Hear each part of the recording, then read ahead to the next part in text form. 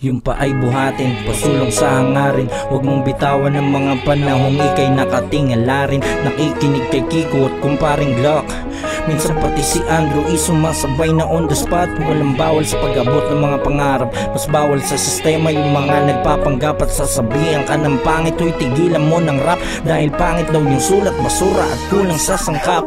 Di ko inubos ang tasa at karbon ng mga lapis at magsusulat para umapak at manlabis. Sa tingin mo ba maganda yan na halimbawa? Sa tingin mo ba maganda yan? Para ano? Para tularan ka at gagayahin ka. Di ganito ang kinamulatan ko ng panahon nandiyan pa siya. Yung haring nagsasabing ituloy mo lang, sige.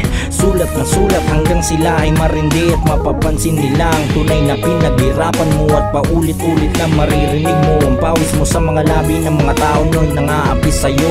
Na ang hangin ay umiip, sila na may kumakaway sa'yo. Hanggat ang musika ay nandyan tuloy sa pagsagwan. Sige, hakbang, hakbang hanggang pangarap makamtan. Yung apoy sa iyong damdamin, huwag pakakawalan. Ika'y malikom ng panggatong, tuloy lang ang sulatan. Gawing pangdingas at ipunin ng mga light. Gawing abo mga salitang sa'yo'y nananakit. Yung pait ay inumin, gawin mong gasolina bang sila'y nandudura. Manatiling may disiplina, mapapansin mo minsan na mali yung tama at yung tama ay mali, pero huwag kang sasama.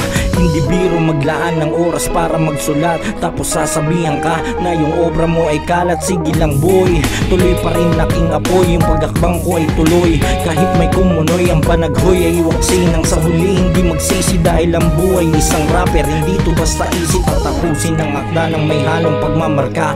Marka sa utak at sa kulturang hindi basta laro lang ang pinasok ko na pag may natumba ay preso at itataya pati pato panabla dahil sila ay siyang patutot. Taya sa iyong gitna kaya ang sulat aayusin nang hindi ka mataya. Ngayon yung aking idolong baril na merong siyam na bala, pinasulat lahat kami ng 44 bara. Di ko sinayang ang oras para po ng bawat patlang. Parang snatcher naglabasan mga bito ang halang para sumulat lumahok sa hamon ng aming gabay. Walang talo o sablay kasi lahat dito ay tunay.